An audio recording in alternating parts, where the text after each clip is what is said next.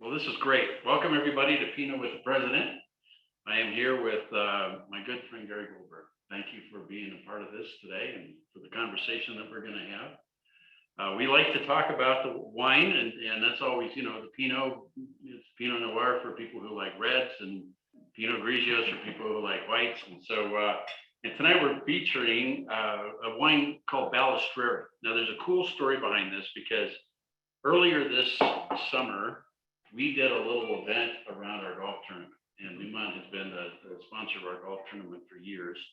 And so this time we did a dinner the night before the tournament, and we went to Balistreri, and it's a neat place in the middle of kind of an industrial part of Denver. And you drive up to this area just outside of Commerce City, and you don't think you're going to go find a winery, because I'm used to going to Sonoma, I guess, now the places we've been, right? We were impressed when we went there, and just it's like this little Garden of Eden in the middle of the city, and they make some great wine. And so just a shout out to Julie Balistreri and all of the kindness and the things that you've done for us, Julie, and thank you very much for being a part of Project C.U.R.E and allowing us to spend some time at Balistreri.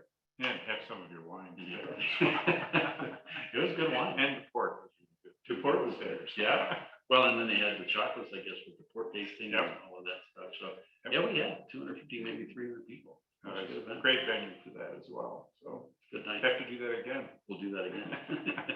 We'll do that again. So, Pinot with the President. Cheers. Thanks for being President Doug, thanks for having me. Cheers to you. Thanks for being here. I'm excited to have Gary because of the experience that we have had together working on, I think, some really important stuff. And we've got to change the world. You're on our board, and so that makes you one of my bosses. And I love working for you, so thank you. There we go. 30 years with Rio Tinto, and then you joined Newmont in, I think, 2011. Yep. And we're there until just March of 20 as COO, CEO, President, Advisor to the President. Yep. I just was going through a little bit more. Director and Vice Chair of World Gold Council, Director of the International Council on Mining and Minerals, the Co-Chair for the World Economic Forum for Mining and Mineral Governance, the Mining Representative to the United Nations Forum on Business and Human Rights.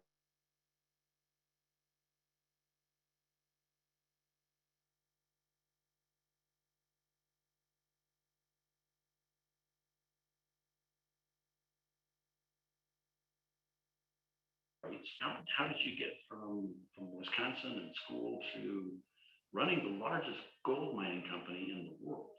Well, it's a great question. Once again, thanks for having me here today. Yeah.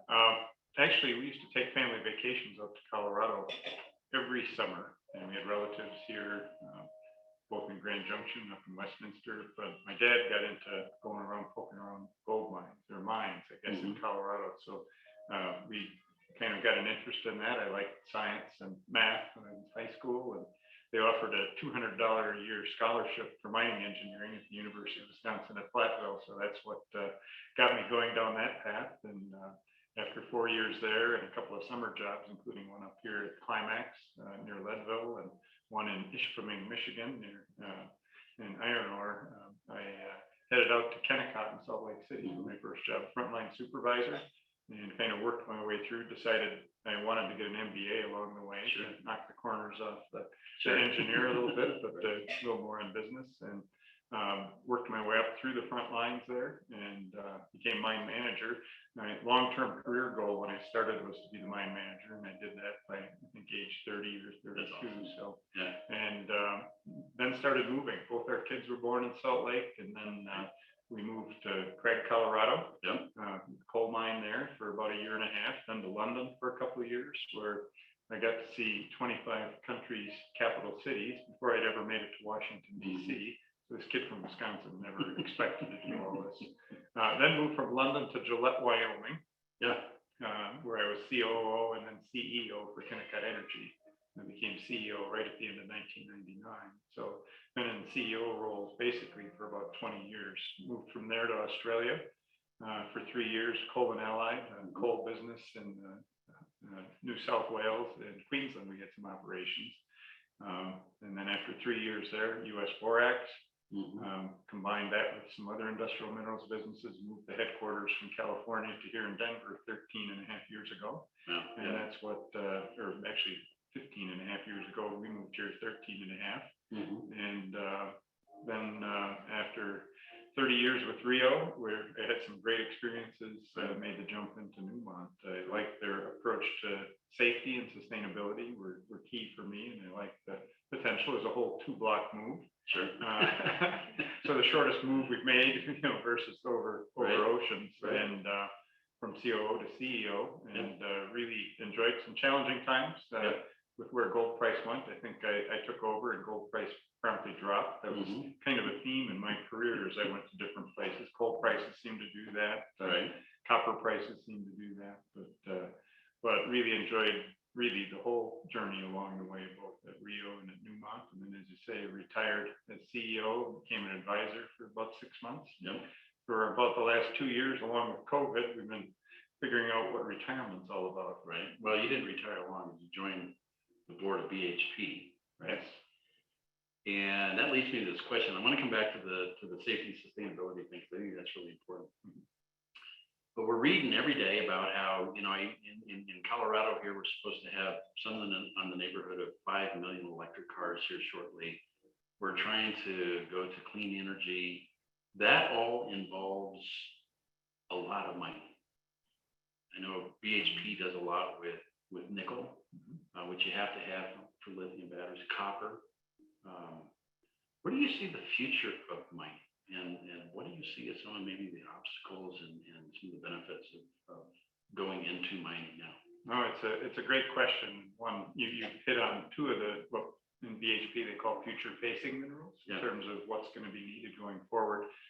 Steel is going to be another component when you look at windmills and you look at some of the solar farms. Those are all critical components for what's going to be needed as well. So, and we're one of the larger iron ore producers at BHP. So all three of those, the copper, nickel, and got to continue to look at what else makes sense. Lithium, cobalt is needed in there, but what are the specific minerals that are going to be needed to help support this transition from, a carbon intensive energy source to less carbon intensive? I think it's going to take a lot of work. They've got COP26 coming up. We'll see what comes out of that. I know BHP's made commitments in terms of scope 1 and 2 and where we can get to. I know Newmont's done the same as well. Scope 3 is a bigger challenge because that involves the customers and we have less control over what goes on there. But in the case of BHP, they're working with a number of their customers on plans to look at ways to reduce, iron ore is the big one that uses coking coal in terms of what can you do to reduce carbon emissions there. But I think it looks really positive from a mining standpoint. We're going to need to have the minerals to support the economy going forward. And it needs to be a transition. You can't just flip the switch, unfortunately.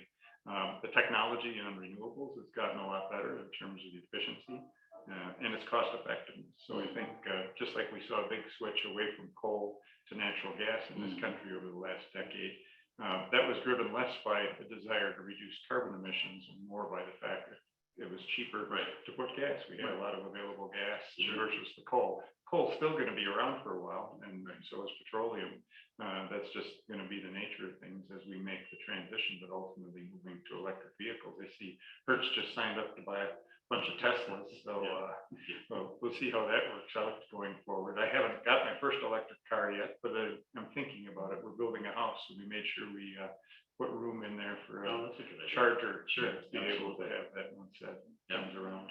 Well, the fun thing is how fast they are, because they've got so much torque, right? So, it's kind of like changing your light bulbs out. Okay, I sort of get the whole LED thing, but I don't have to change my light bulb for 50 years.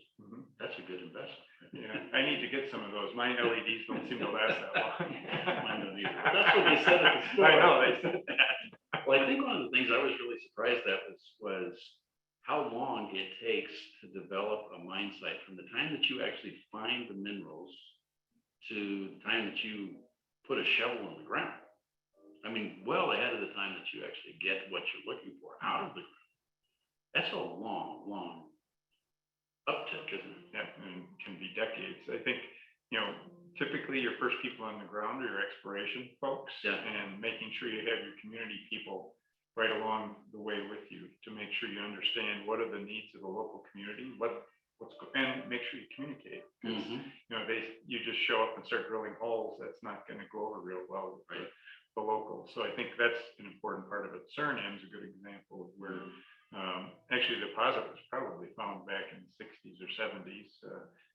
Alcoa had discovered it. We partnered with them and then ultimately took over and did a lot of exploration drilling and working with the government, working with the communities to get approval to be able to move forward. But that was well over a decade. When I joined Newmont, it was kind of we hoped to get it going, and we did ultimately get the mine started, but it's a long process and a lot of investment that goes in. Yeah. You got to make sure the resources there, you got to make sure you have support from the community, you got to make sure you have people that can run it ultimately, and how you train people to be able to run the business. But that one has been kind of a fun one to watch. There were 3 new mines, that one, Long Canyon in Nevada, and Achim in Ghana. Were the 3 during my time, but it's fun to see them go that end. But really, you're starting right from the very beginning, thinking about closure and reclamation as well. How do you mine it so that you have the least amount of environmental footprint impact at the end of the day? We do disturb the environment, but how can you minimize that as you go forward? And how do you make the community better off for having them there? I think is key in terms of not just jobs, but skills and where they go in the future. Well, you mentioned a couple of different stakeholders, and what you were doing was so complicated because you had just this myriad of people who have a really deep interest in what you're doing. Who else? So we've talked about the people in the community. We've talked about some of your employees, the exploration people, and then the people who come in after and start to drill. Who else did you have to keep happy when you were running the biggest gold mining company in the world? Well, you've got government officials, typically, you know, the local ones and on up to national level ones to keep informed of what's going on. So either myself or the other members of the team would do those sorts of meetings. It's really about keeping people informed, I think, is the critical part with all those stakeholders. And then you've got the board. It's like you have your boss, I have my boss, and you've got to make sure you put the business case together in terms of, you know, what you're going to develop, how's it going to be developed, and is it going to have the returns throughout what, you know, all mining is pretty much cyclical in terms of where prices go up and down. And you got to make sure you plan for the low ends as well as the high ends as you go through. And I think getting that group, the board, and then ultimately your shareholders and investors on board so that they have the faith in you to make those investments, or you wouldn't be able to do that. So you show up on site like in Achim in Ghana. That's one of the big areas where we work together. Yes. Describe sort of what you find when you get into a community like that. You think there's gold under the ground, but you're just starting out. What's it look like? Well, it's like farmers' fields in a lot of cases. And in this case, you do a lot of sampling of the soil on the surface for gold. You're able to detect whether there's any traces, and you get an idea that, you know, the geologists and exploration folks come up with an idea where things might be, and then you start doing some drilling. So you drill a variety of holes to confirm whether there's mineralization there. And with gold, because it's so variable, you need to drill quite a few holes in the process. So how you prepare those sites, make sure, you know, because you don't know if you're going to develop the property or not. You've got to be able to work through that. You get local labor in. Some of it's more technical. You don't necessarily train folks for a short term, but you get local supplies. You know, people are going to stay there. They're not. Depends on where you're at, but in the case of Achim or in some of the areas there in Ghana, you'd stay in the local communities. People would stay, but that's all setting the roots for what's going to happen down the road. And if you get it wrong, you might not get it back. We had challenges in Peru in a couple of places where we didn't get the community work right, and for different reasons. But I'd say those set those back. They may never get developed, quite frankly, because if you don't convince the locals, and I try to put myself in the shoes of, you know, the local community. When you look at that, you know, they've got their concerns, they're legitimate, you've got to hear them. And we followed what's called pre-prior informed consent, or work to achieve that, where you share with the local communities what you have planned, and you work to get that pre-prior informed consent. And Suriname, we actually had a second deposit we discovered to the south of Marion that we videotaped it because they don't typically, do written contracts and things like that, but we videotaped the receipt of that consent that we got. But it just goes back to relations and communications. I think are key parts of it. Well, some of these places are not well developed. I mean, the housing isn't great, hospitals are broken, schools aren't working, and you're going to come in and invest that kind of money over that period of time into a community. That's a big commitment. It's bringing the infrastructure in. The roads, in many cases, aren't the level that you need, and there you need to work with the government too, because we don't want to take over the government's role. There's a role they play. We pay taxes and royalties, which should come back, don't always come back. That's one of the bigger challenges everywhere that mining operations are, is making sure the money locally comes back. Power and making sure you bring enough extra capacity, medical facilities, and that's where we work so close with Project C.U.R.E. in the hospital at Achim is a proud example. I remember the first time I visited there, the hospital in Orica worked with Newmont on this Project C.U.R.E. and built a hospital. And I think it had been open like a year and a half. And the one doctor that was there, Priscilla, had delivered over 2,000 babies in that year and a half. And it was like, holy mackerel. And it's been, having gone back now, I've not been back there for 2 years, but watching, I think the last time I went there were like 4 or 5 doctors, and it expanded several different wings. And it just was the area, the area hospital that wasn't there before, and wouldn't have been there without the mine. Without the support of Project C.U.R.E. and Orica and ourselves along the way. But that was just such a neat thing to be able to see, and just to see the big difference that a little bit goes such a long ways in these developing countries. Right. So we talk a lot about the differences, and you've lived all over the world, the differences and the disparities between, if you want to call it, the haves and the have-nots, and kind of what that looks like. It was big in healthcare before COVID, and now we've got post-COVID. What are your thoughts about the inequities and the inequalities between places where we live and places sometimes where we work? Well, that's a good question. You look at, the developed nations, and each of them got off to different starts on the vaccines and how to deal with it. But getting vaccines out to the developing world has been a big challenge. I think, here we are, we're scheduled to get booster shots. If you haven't already gotten one, and a lot of places don't even have access to this vaccines yet. So I think that's where it stands out, and I think that's where organizations like Project C.U.R.E. do make a difference in helping to get things needed, medical supplies. I know in the beginning you helped out back here in the U.S. because we didn't have all the medical supplies we needed. But helping from that standpoint is critical. In terms of the details, I haven't seen as much on the infection rates. I don't think we get the data. I don't think even in the U.S. we didn't get the data very clearly for a while. It's good to see the trends now with this surge with Delta dropping back off, and I think vaccines help. It still boggles my mind that people with the facts out there are wanting to avoid getting a vaccine. I can understand their personal choices around that, but for me, it just makes sense. Why should I take the extra risk versus, what the consequences could be for what it could do for other people that I'm around or for my family. So, well, and traveling overseas, vaccine is not an unusual thing. No, well, I went to London here 2 weeks ago. I needed to have a vaccine, and same thing going to Canada. But like you say, when I go to Ghana, I have to show my yellow fever. Oh yeah, typhoid, yellow fever, FA, check my temperature going in. Exactly. Same thing down to Indonesia. I had to have my whole record of shots to go there. So it's not at all unusual. So. Let's talk about you for a minute. How would you describe your leadership style? I think inclusive is probably a key word. One of the things that I've focused on throughout my career is safety, and that focus is very personal. No one wants to ever get hurt, so you've got a common denominator there, and whether it's an employer or a member of the community, that makes a difference, and you can get good alignment around that. Usually, there's always other players sometimes that don't go with that, but I think that's key. And for me, it's about working with other people. I've enjoyed the leadership roles, but what's been accomplished at Newmont and in my career and at Rio has all been part of really good teams that I've been able to put in place and some great people I've worked with.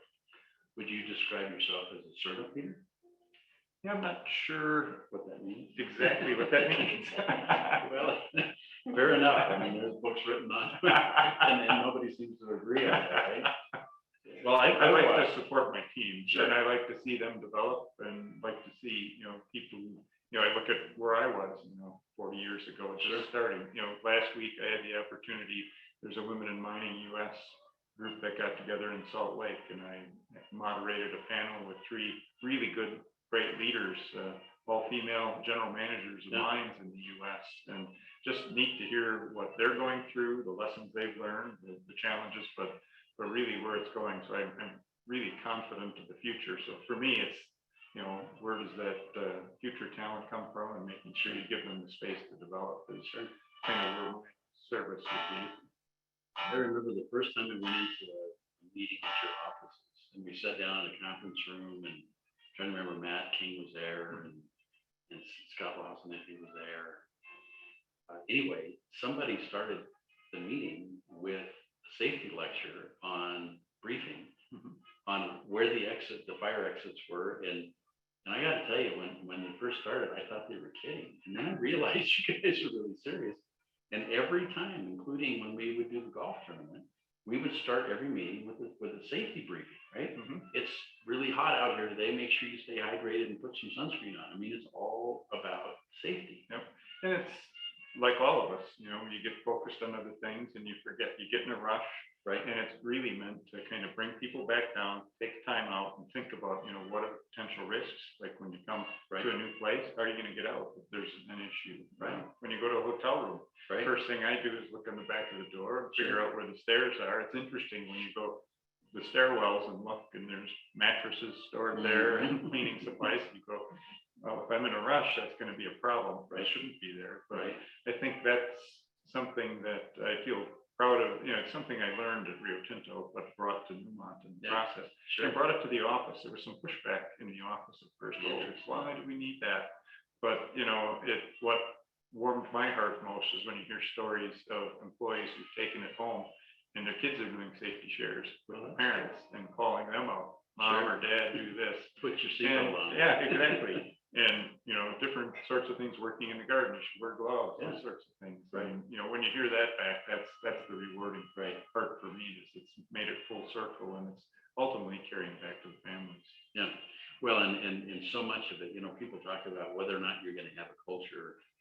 We talk about the fact that you will have a culture. You just need to decide which one you're going to have, right? Yep. And you decided to have a culture around safety, and then to watch you permeate the entire organization with that issue. You mentioned the other S word, sustainability. What is that? For us, it's taking a look, and it's a word that came up for me in the 90s when I was in London. Sustainable development, I wasn't sure. It's basically around how you can keep things going for future generations without, diminishing the supply availability. That's a challenge in how we defined it. I know when I was in the coal business, defining sustainable development around there was difficult. I think from an environmental standpoint, it's making sure you put things back in a way that is good, or if not better, than how you found them. It goes back to community and the people that are affected.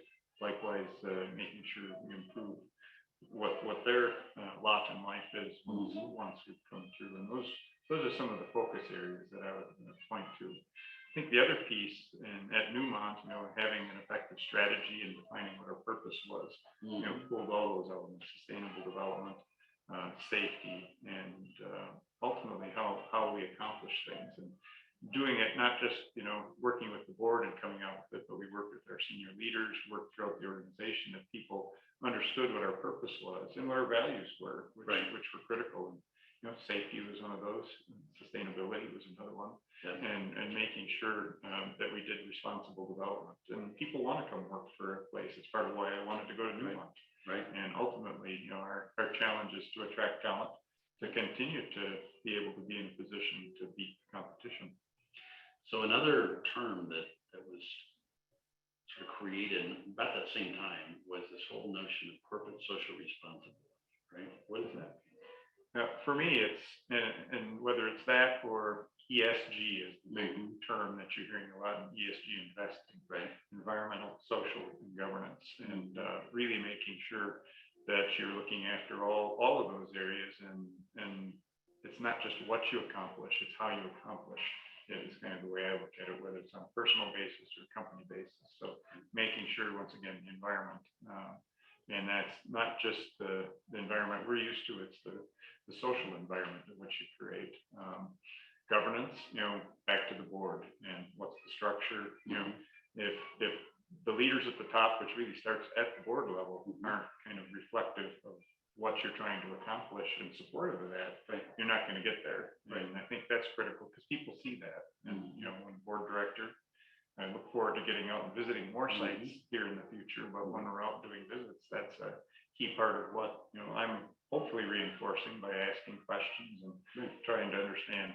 I was up in Canada 3 weeks ago or 4 weeks ago, visiting a new project that's just been sanctioned, the Jansen Potash Project, and got to meet with some of the leaders of First Nations, got to visit one of the First Nations tribes and went to their sites and got to see a school and visit, just to see some of the things that have already happened. It's been a project that's probably going on for over a decade now to get to the point where it finally got sanctioned, but it's just neat to see how it touches and how we've listened to the communities in terms of how it comes together. Yeah. When you were designing your ESG CSR program at Newmont, we talked about a lot of the stakeholders that you had. How did you get all of those people sort of aligned and headed in the same direction? I think it started first with the board. I brought in, Newmont had a good approach to sustainable development, but it wasn't clear as to who was running it and how to make it work. I brought in Elaine Dorwer-King from Rio, who I knew. Elaine had strong environmental social background, but also had been a managing director for Richards Bay Minerals in South Africa, so good operating experience as well, and brought her in to lead it, made it clear. Ultimately, it's the accountability of everybody right to the line to be able to drive and run that whole ESG approach and sustainable development. You don't want, headquarters isn't responsible, it sets the standards, policies, and the framework for people to work by. And I think having that framework's been critical. I know one of the things that was important when we started working together was involving your employees. Right? Talk a little bit about how we did that. Well, a couple different ways. I think the C.U.R.E. kits was one fun way. They probably weighed about 20 kilos each. I know Scott Lawson was a big fan of and supporter of that, and I took them as well when we headed out to different operating sites, mine sites, and took these kits that were put together here. Right. And it wasn't just Scott and myself, it was right through all the employees that traveled. They were encouraged to take along the C.U.R.E. kits, and that it was neat to see the stories and publicize when they did that and take pictures of people receiving them. And that was always, that end of it was always the most fun because you got to see where it made the difference on the ground. So that was one area. I know a lot of Newmont employees help packaging things up here in Denver when it comes to working at the warehouse, and that's another area where they participated. And then there was the other interesting thing, we're a bit of baseball fans, and Beth and I sitting there going, gosh, there's no K meters here. Right. We really have had, and when I came to Newmont already had a great relationship going with Project C.U.R.E. And so it's kind of carrying that on to the next level, which it's great to see that continue. But we came up with an idea of how we might get Project C.U.R.E.'s name up. We're not advertising, we don't sell gold, we don't even use the word customer. Right. But to have the Newmont name, there's a lot of pride in that. But more importantly, to get Project C.U.R.E.'s name out in front of the public, 3+ million people a year that go to the Rockies games. So we came up with for every strikeout, so much money got donated to Project C.U.R.E. And I heard it all the time on the radio, and you'd see it up in the stands. And for me, it was just a source of pride in terms of raising the visibility in Project C.U.R.E, which was a key part of that, but with the Newmont side, but really Project C.U.R.E and ultimately the financial benefit and the things that help facilitate. Well, it was neat because at the beginning of the homestand, we would have about 5 or 6, maybe 8 Newmont people, and 5 or 6, maybe 8 Project C.U.R.E people, and everybody would go down onto the stand with Dinger, with the mascot, and present a check for how much money we had raised that much on strikeouts. And then that money was used to finish up projects all over the world, not just where we were working together in Ghana, Suriname, places. But, some of that money went into Dominican Republic, some of that money went to Panama, some of it went to, all over Africa where people had worked hard. I should probably say that for Project C.U.R.E to deliver a 40-foot container of medical supplies, our hard cost is right around $25,000. So we know that we're going to spend about $13,000 in the United States driving around and collecting all of the, the beds and the gowns and the gloves and the gauze and suture and bringing it back to our warehouse. We have to pay rent on the warehouse. We have insurance. We've got forklifts and trucks and all of that stuff. And then we put it on a rail system usually and take it out to the coast, and we put it on a boat, and the boat takes it overseas, and then they put it on a truck and they drive the truck to the hospital. So that process costs us right around $25,000, which when you think about it, it's not that much. That's really good. It's $25 for a box, right? We put 800 boxes in a semi truck trailer.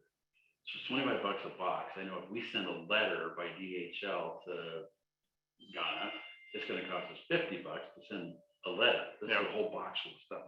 Inside that container is about $500,000 stuff.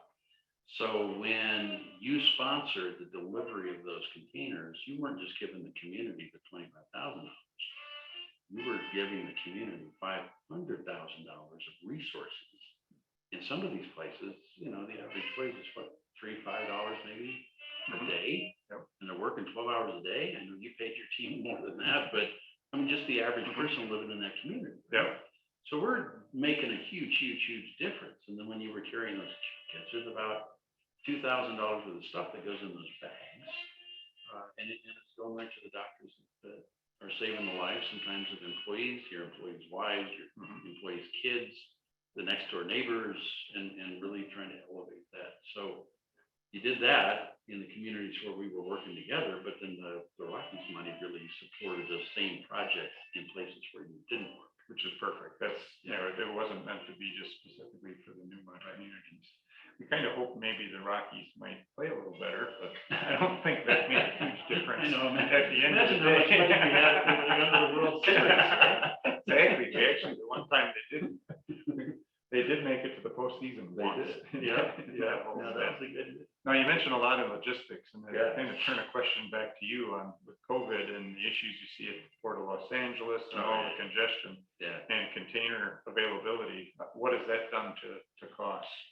Our costs are going up. We used to be able to purchase one of those big steel storage containers, semi-truck trailer without wheels, right? We could buy one of those for right around $3,500, maybe $4,000. Today, it's going to be double that. So we're looking at $7,500, maybe $8,000 to buy one of those. The reason you want to buy them is it's the cheapest storage ever. You can put it on there, it can stay there. Exactly. And I've seen people weld them together and create hospitals out of them, pharmacies, storage units, and all these other kind of things. I know somebody in Australia turned one into a wine storage area, buried it into the hillside. That's a smart idea. Threw an air conditioner in there. Well, just 2 blocks over, there's an entire block. We've got a restaurant, they've got stores and all of that stuff stacked into these containers that they welded together. It's just kind of a cool idea. But and we during COVID, Stryker Medical gave us 22,500 brand new beds. These are manual beds that they had designed for COVID, brand new mattresses. So we had to move those. But we've got a bunch of them sitting in Missouri. We're trying to get them from Rolla, Missouri, either to our warehouse in Kansas City or to our warehouse in Houston. Okay. So for the last several weeks, we have contracted with trucking companies to come get the beds. We show up, our guys there waiting at the warehouse. They don't even bother to show up. They don't call, they just don't show up. Wow. And so it's gotten to be a real problem all over the United States. And I don't know for us, it makes it hard. What really breaks my heart is that it makes it harder for us to get the stuff to the people who need it the most. Yep. Right now in the middle of COVID, they really need us to show up, and it's kind of out of our control. So yeah, and it's affecting all businesses right now. it is. It is. Well, I think there's some broader conversations coming out of COVID, and one of those is, why do you take the things that you need the most and put them on the other side of the world? Yeah. Right. Aside from the embargo and trade issues and all the stuff that was going on between the United States and China at the time of COVID, it's on the wrong side of the world. Yep. You need a balance. I understand why a lot of places Right. at the time, but the world is flat. Right. Right. Everyone was going to just in time. Right. We're finding that model doesn't always work, especially in a COVID, Yeah. in a post-COVID world right now. So, but it's got to be balanced. Right.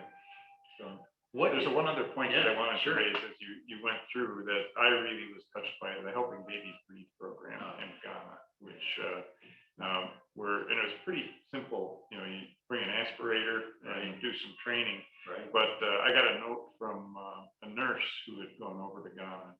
She's from somewhere in southern Colorado, but as CEO, every now and then you don't always get love letters, let's put it that way. But her letter I'll always remember, because she went and did that program and knew that Newmont had worked with Project C.U.R.E. on that, and just how much she gained from that, and the thousands of lives that have been saved through that program in Ghana alone. Right. It's just really touching when you look at once again what a huge difference something as simple as that can make. Right. Well, we know that when a baby's born, you have 60 seconds to intervene and to save that little kiddo's life. So that means you have to get them breathing. You have to get them warm. You want them to cry. Crying babies are happy babies, right? So you want them to start crying. Our babies are happy. And the problem is if a nurse or a midwife doesn't know that, they will assume that a baby that's born with primary or secondary stage apnea that's not breathing. Mm-hmm. They assume that they are stillborn. Yep. And then you put them over on a shelf. Well, then the core temperature drops. You got 60 seconds, and you just repeat the history. So what we did with your leadership, and not only were we delivering the containers in, but we were also going in and teaching those nurses and midwives. So we'd say, okay, here's all the stuff you need to deliver a baby, and here's what you're going to do with the stuff. And it was that training that we were able to really drop the maternal mortalities in those neighborhoods. And I think they have some proof of concept, so we can go back in and say, here's a really amazing experience that we did, and we changed the world. Yeah. I think, I'm going to ask about this in a minute, but I think that's such an important part of the leadership. What happens in companies. If you were going to give advice to a CEO who maybe they don't have an ESG program right now, or maybe they do, but they better hurry up and do it, because they're not going to be around for a while. Well, that's a good point, right? It used to be that's where all the investors are now, and it's cool to see that the investors have woken up to this. We saw it more in Europe in terms of that focus. And when you look at mining, if you don't have the local community support, if you don't have your employee support, you're not going to be an effective business. Right. So all those things just make good common sense, right? The fact that it's wrapped up in something titled ESG, people have woken up to. I can remember even visiting a couple of years ago at a gold conference in Zurich, and I had investors, what are you hearing about this ESG? But it was more of the ETF funds, and some of the specific funds focused on it. And now that's moved over into the US, which I think is a good thing. And once again, it's got a transition. You can't just cut off and make the change, or all of a sudden you find you've got $4 a gallon gas, and whoops, what are the issues and what sits behind there? Now, maybe that's not a bad thing. Maybe that'll help move things faster towards renewables, but we'll just have to see. But it can't just happen without a plan, and that's part of the challenge. You can't just cut one end off and hope something else works. You got to have a plan to get from A to B. So what are best practices that you have seen with the ESG or the corporate social responsibility that you would say, don't miss that? Well, I think once again, it starts at the top. It's got to fit within your values and within your purpose of the company. For us, having specific leadership on the executive team that's accountable for that area was important, to make sure we were staying up to speed and making sure we were doing the things we needed to do as a business, but then the board and having a committee I sit on the sustainability committee at BHP, for instance, and that's an important committee in terms of making sure you're supportive of management, challenging management, and bringing other ideas along the way. We've got some sharp people in the teams at Newmont and BHP, but making sure you're bringing some other ideas just to get them to think about different ways of doing things. One thing BHP's got is a foundation, and Newmont had different things like that within the communities, community funds, and making sure that's set up with community people helping to lead it and to put the money where it can have the best long-term benefit back. Newmont had a percent of profits that went to their BHP does the same sort of thing. So I think it's once again, what's setting things up back to what the CEO be think about, take a look at what others are doing, where it's working, and then copy it. That's one thing that, I said earlier, we want to beat the competition, but areas like safety, sustainable development, tailings dam disaster in Brazil has a negative impact on the whole industry. And if there was another one, there'd be more issues that the industry needs to deal with. So trying to identify what those issues are beforehand and fixing them is always the challenge, but working together, groups like the ICMM is a good example. But there's other groups that are out there which you can draw upon.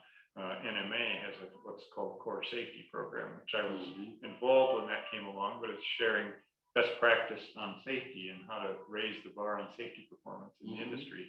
Some pushback initially when that came through, but it went through. With World Gold Council, responsible gold mining principles was one that was involved when we brought those along. And we ultimately, we're going to make that, and they have now made it a condition of membership that you've got to actually go through, and there's a list of so many things you got to do. It's not just check the box. There's some really key things you need to do to make sure you're meeting the requirements, but you want to be able to say to the market that this gold has been produced responsibly. And the customers are going to demand that. So let's get ahead of it before the customers tell us what to do. We can do it. And that's one of the things we did with the World Gold Council as an example. So be involved in those things. That's part of the list you went through. I was involved in those things to learn what else is out there and pick up and make contacts. Just like we made contact along the way and learn different ways to do things. So if you could give some advice to a nonprofit organization, what would you say that we as nonprofits need to do to be more effective partners to the for-profit CSR ESG programs? I think I always come back to the business case, and it's simple. And whether it's trying to explain to a community member why you want to mine, trying to explain to the corporate why it's important, what value you can bring to them, and show them the business case and participating. I think that's the most straightforward. Maybe it comes back from the MBA side of things, but to me, that's the best way to try to do it. If I'm trying to make a case for doing something at home or doing something with you, a business case will get a lot further than no business case. That's right. That's really great advice. So what keeps you up at night? Lately the dog. She likes to wedge her way. She starts down in her bed and she gets on the bed, and time to get up in the morning, she's right there between us. So, what kind of dog is it? Oh, she's a rescue dog. We got her about 2 years ago. That's fun. She's good fun, but she's, frankly, during my career, there'd be times that you keep up at night. Safety issues were always the sort of things. Usually after the fact of what could I have done differently, things that kept me up. Now that I'm retired, I don't have those things as much to worry about, so I get better sleep. Well, you say you're retired. I know how hard you work, or at least I think I do, on your PhD commitment and things like that. When you ultimately do retire, what do you want your legacy to be? Wow, that's a good question. Ultimately, that the people that I've come in contact with or touched along the way are better off for whether it's part of mining or whatever I've been involved with them on. They're better off because of that. It's neat. Well, I don't know how many people. I don't know how we would even count. And that's one of the things we were working on with you up until this past March. We've continued to work on measurement and evaluation, right? So that we can make that business case at the end and say, this is what we do. That said, I don't know how we would ever measure the number of people who their lives were touched by your leadership at Newmont. And I know there was a whole team of people that were, with you moving, but you were the CEO. And you kind of made those decisions and said, this is the track that we're going to go. And as a result of that, I mean, there may be an opportunity for one of the little babies that we saved to be the next president of Ghana, or a Nobel laureate, or, head of the United Nations. Who knows, right? Because of the intervention that you did as the leader of a company that went in and made a difference in the community. So that's a very humbling thought. Well, it's let's hope that's what happens too, in a way. I think that would really be cool. Yeah, that's neat. Let me see. I think we may have a question or two. What's the best way to start the conversation in an organization around CSR if it does not exist? Wow, if it doesn't exist, I still think it starts at the top, and you've got to get the CEO bought into it. Present the business case, go in and share where you see that it could make a difference. I think that would be the critical place that I would start, because if you don't get that person to change, then the alternative is to go look somewhere else to work.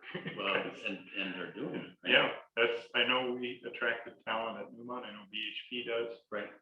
Because of the approach, and people look at that. And right. Look at your track record. Back to, you don't know what metrics to use, but people figure it out. And social media is out there, and they're always looking at that. Not all of it's correct, but they use that to decide where they want to work. And they won't waste time on changing jobs. You see that happening today in the U.S. Right.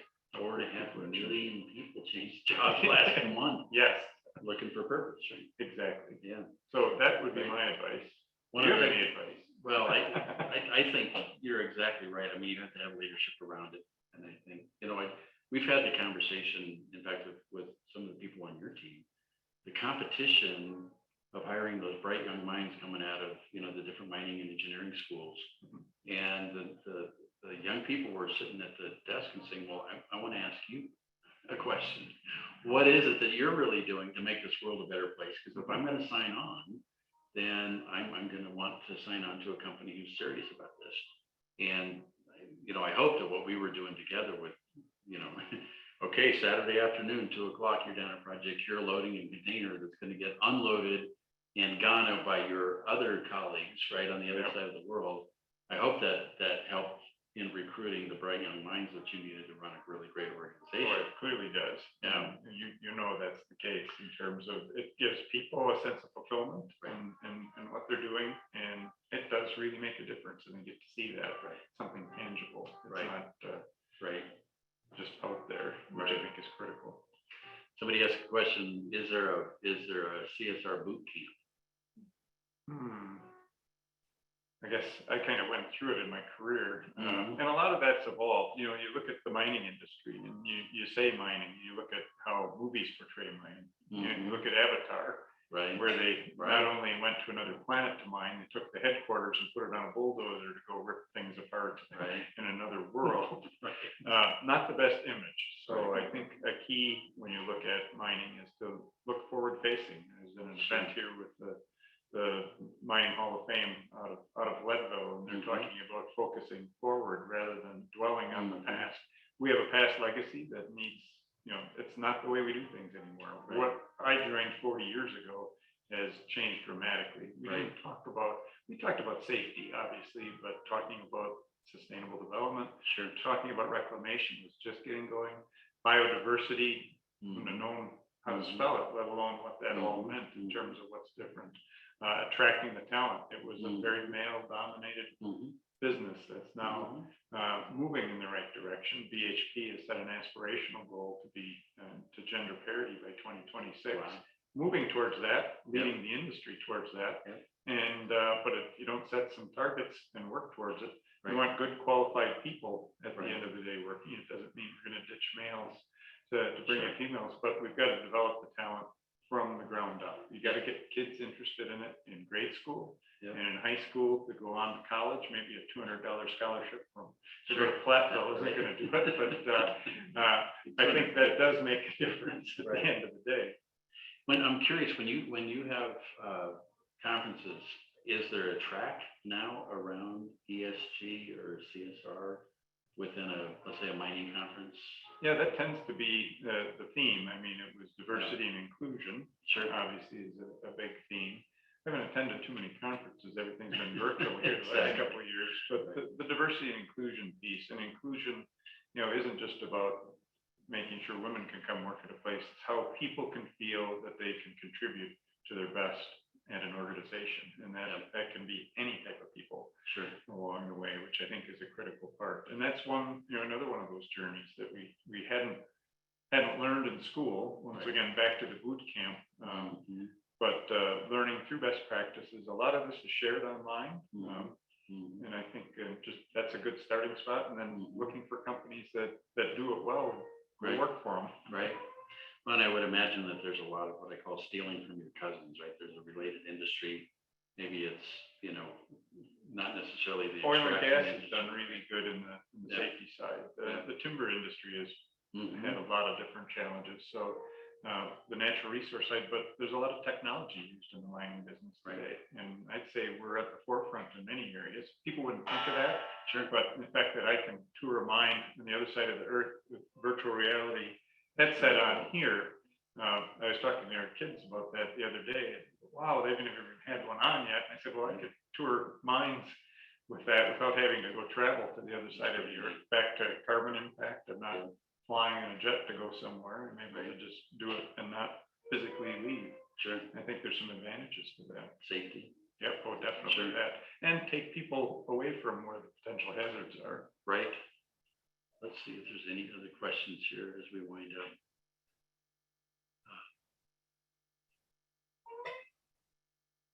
So there's some questions on funding, and we talked about those a little bit.